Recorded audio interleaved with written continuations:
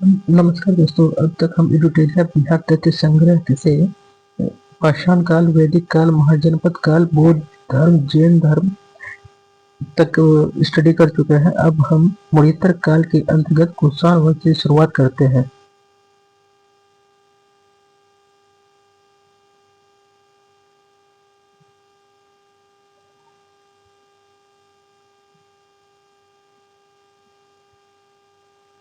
कुषाण वंश मौर्योत्तर काल में कमजोर होते राजनीतिक स्थिति में कई विदेशी जातियों का आक्रमण भारत के क्षेत्र में हुआ।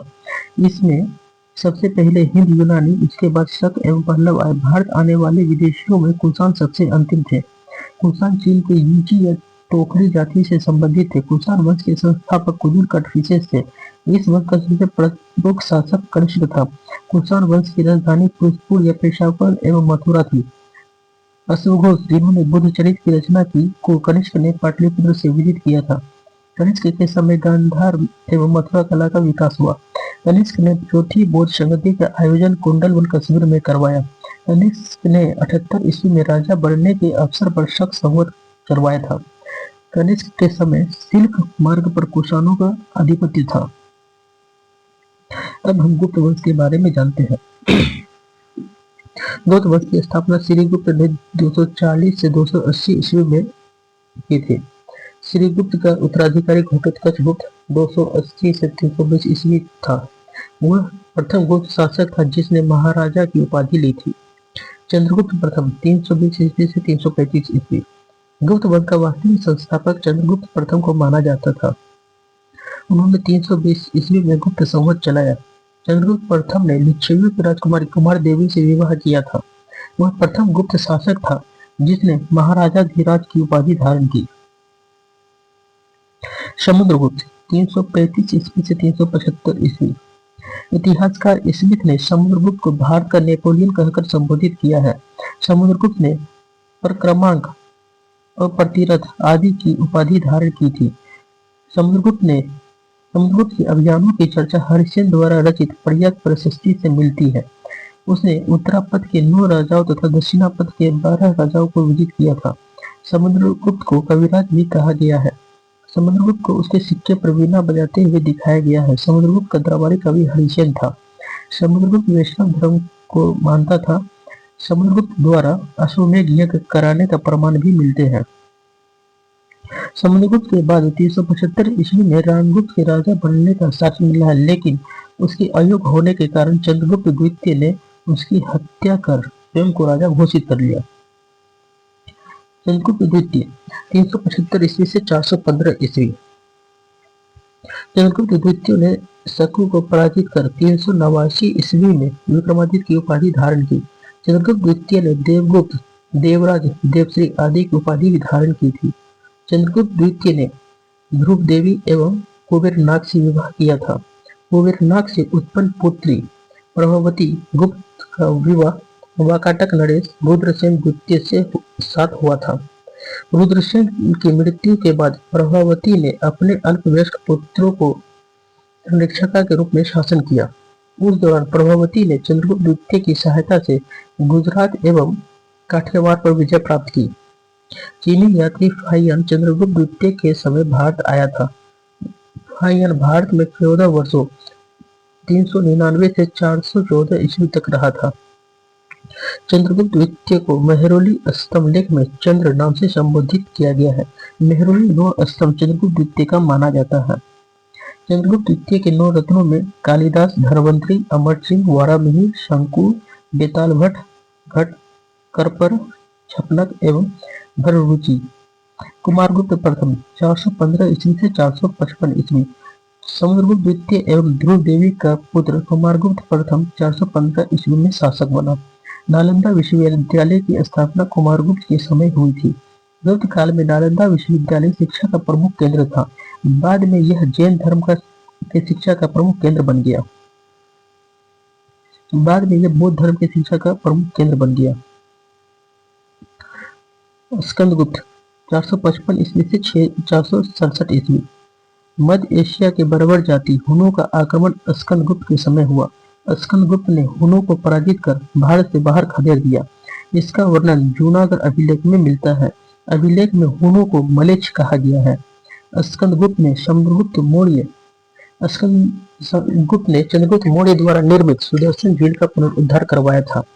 स्कंदगुप्त ने शक्रादित्य का उपाधि धारण की थी। गुप्त वंश का अंतिम शासक विष्णुगुप्त था। गुप्त वंश के साथ मगध वंश का अंत हो गया। नालंदा विश्वविद्यालय। नालंदा विश्वविद्यालय प्राचीन काल में शिक्षा एवं बौद्ध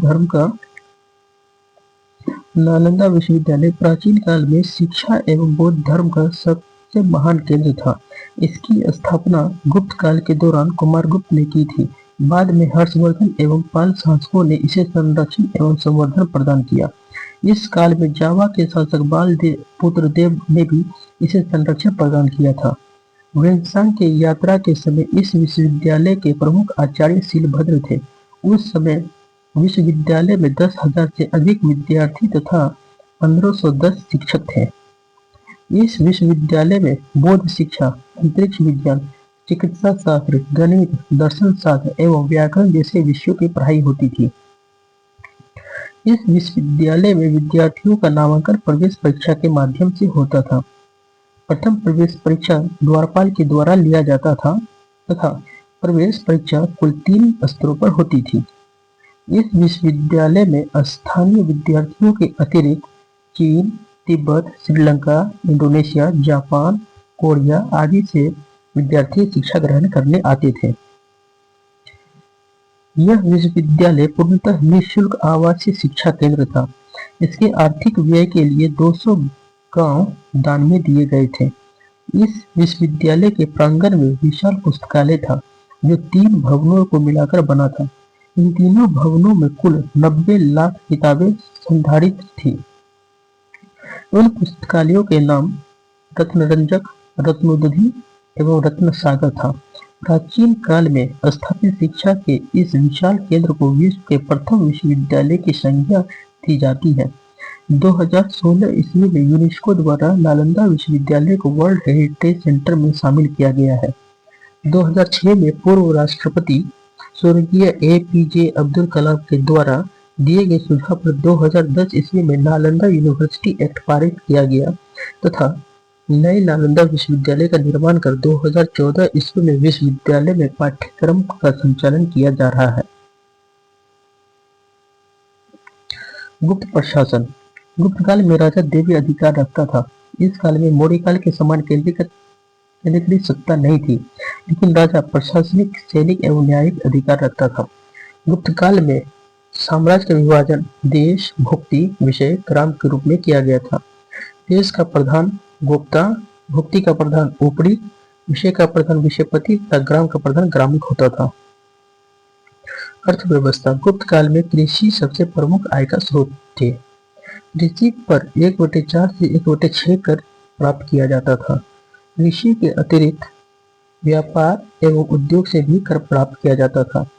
गुप्त काल में सबसे प्रमुख व्यापारिक बंदरगाह ताम्रलिप्ति था तथा सबसे प्रमुख व्यापारिक नगर उज्जैन था।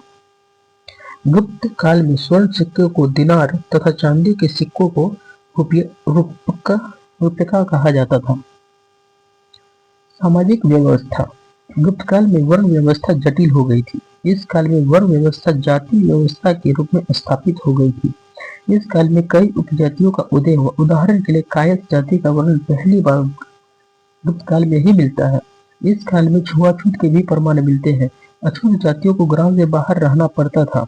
इस काल में दास प्रथा का भी विकास देखने को मिलता है। गुप्त काल में महिलाओं की स्थिति पूर्व की तुलना में निम्न हुई। इस काल में 510 ईस्वी के भानुगुप्त के एरन अभिलेख में प्रथम सती प्रथा का प्रमाण मिलता है। गुप्त काल के संरक्षण में गुप्त काल के दौरान स्थापत्य कला, चित्रकला, मूर्तिकला एवं साहित्य कला का विकास हुआ। स्थापत्य कला के अंतर्गत मंदिरों का निर्माण, नागरशिला, गुफाओं का निर्माण एवं विहारों का निर्माण देखने को मिलता है। गुफाओं के निर्माण में अजंता गुफा जो महाराष्ट्र में है, बाघ गुफा मध्य प्रदेश का निर्माण गुप्त काल के दौरान भी किया गया था। इन गुफाओं से बौद्ध धर्म एवं हिंदू धर्म से संबंधित चित्रकला के प्रमाण मिले हैं। गुप्त काल में साहित्य का विकास भी हुआ। इस काल के प्रमुख रचनाएं निम्नलिखित है। कालिदास द्वारा लिखित है अभिज्ञान शकुंतलम, मालविका गनिमित्र, रघुवंशन, कुमार संभवम, मेघदूत, ऋतु संहार, विक्रमोर्वशीयम। विष्णु शर्मा लिखा है पंचतंत्र, अमर सिंह ने लिखा है अमरकोश, शूद्रक ने लिखा है मृच्छकटिकम, ब्रह्मगुप्त ने लिखा है ब्रह्म सिद्धांत, इनके भार का न्यूटन कहा जाता है ब्रह्मगुप्त को।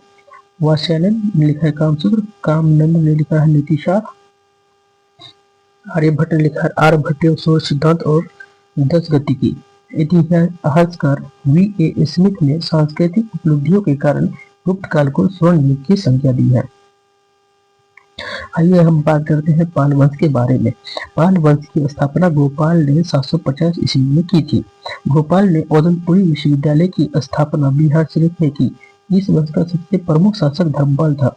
धर्मपाल ने विक्रमशिला विश्वविद्यालय जो भागलपुर में है उसकी स्थापना की। सोमपुर बिहार वर्तमान बांग्लादेश में है, उसका निर्माण धर्मपाल ने करवाया था। धर्मपाल ने त्रिपक्षीय संघर्ष में प्रतिहारों एवं राष्ट्रकूटों से संघर्ष किया था। धर्मपाल प्रतिहार शासक वत्सराज से पराजित हुआ। बाद में धर्मपाल ने राष्ट्रकूट शासक ध्रुव एवं प्रतिहार शासक वत्सराज को पराजित किया।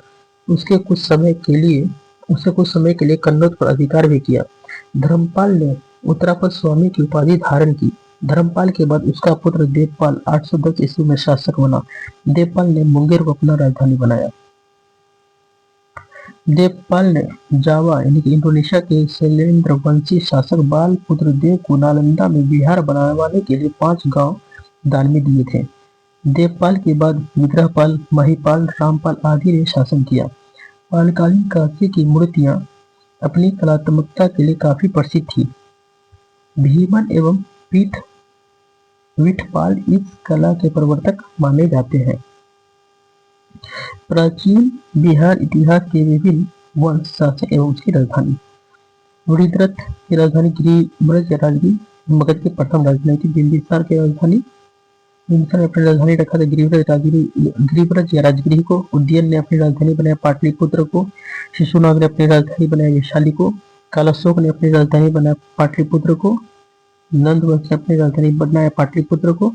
मौर्य वंश ने अपना राजधानी बनाया पाटलिपुत्र को। कुषाण वंश ने अपना राजधानी बनाया पुरुषपुर एवं मथुरा को। गुप्त वंश ने अपना राजधानी बनाया पाटलिपुत्र को। पाल वंश ने अपना राजधानी बनाया मुंगेर को। प्राचीन बिहार इतिहास के प्रमुख साहित्य लेखक और विशेषता। अर्थशास्त्र लिखा है कौटिल्य ने। राज्य प्रबंधन के लिए प्रसिद्ध है। बुद्ध चरित्र लिखा है अशोक घोष ने। बौद्ध धर्म का महाकाव्य है। प्रज्ञा पारमिता लिखा है नागार्जुन ने। शनिवार का सिद्धांत इसकी विशेषता है। शिव की लिखा है वेदांतांग ने, जिसके कहा जाता है भारत का यात्रा विवरण। इंडी का लिखा है मेगास्थनीज। मौर्य साम्राज्य का विवरण मिलता है इससे।